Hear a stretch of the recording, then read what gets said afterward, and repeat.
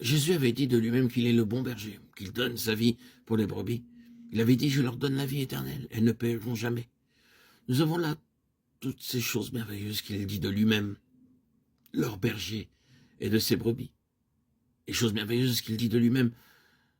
Avons-nous remarqué ce qui arriva ensuite? Les Juifs furent de nouveau divisés à cause de ces paroles. Plusieurs d'entre eux disaient, il est possédé d'un démon, je suis le bon berger, je donne ma vie pour mes brebis, je leur donne la vie éternelle. Elles ne périront jamais. Il a dit toutes ces choses merveilleuses et belles, et les Juifs disaient, il est possédé d'un démon. Comprenons-nous pourquoi Dieu les a rejetés? Nous avons endurci nos cœurs, nous nous sommes détournés, chacun dans sa propre voie. Nous tous, comme des brebis, nous sommes égarés. Nous sommes éloignés du berger à cause de notre propre volonté. En d'autres termes, nous avons dit, nous ne voulons pas que celui-ci règne sur nous. Luc 19, 14. Tel est l'arrière-plan de ce chapitre. Nous pouvons comprendre l'atmosphère d'antagonisme et nous pouvons sentir combien il le haïssait. Un peu plus tard, il tira nos conseils afin de le tuer. Il avait eu raison lorsqu'il les avait appelés des loups qui détruiraient les brebis. Jésus entra directement dans cette atmosphère et dit, je suis le bon berger et je conduirai mon troupeau de ce qui existe ici.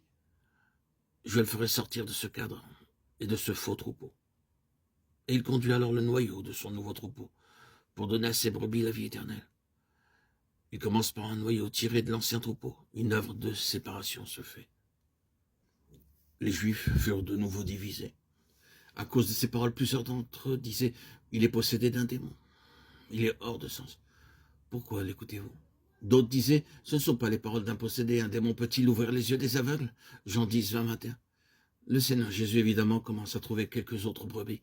Il y a dans le vieux troupeau celle qui se tourne vers lui. Elle représente le nouveau commencement, le nouvel Israël. Et il dit « Je les conduirai dehors, hors de tout ce cadre. » Et nous voyons alors ce noyau au jour de la Pentecôte. Il commence par 12, puis 120. Ensuite, plus de 500 frères en un jour. Puis 3000. Et ensuite 5000. C'est le nouveau troupeau. Oui, Jésus établit ici le principe de l'Ancien Testament. S'il ne peut pas avoir les brebis de l'Ancien Testament, il reprendra le principe du berger et des brebis.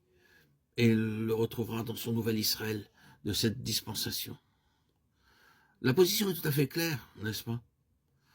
Nous la voyons tout à fait clairement. Un Israël est mis de côté, et un autre Israël le remplace. Ce qui est terrestre disparaît, ce qui est céleste paraît pour le remplacer. Et cet Israël céleste devient le nouveau troupeau, sous la garde du berger. Il nous faut relever quelques-unes des marques de ces vraies brebis. Jésus dit dans ce chapitre, « Je connais mes brebis ». Jean 10, 14. Et il y a certaines marques par lesquelles il connaît ses brebis. Si nous avons quelques doutes et ne sommes pas certains d'être une brebis du Seigneur, nous pouvons le prouver. Le Seigneur lui-même nous connaît par ses marques. La première est celle-ci. Mes brebis entendent ma voix.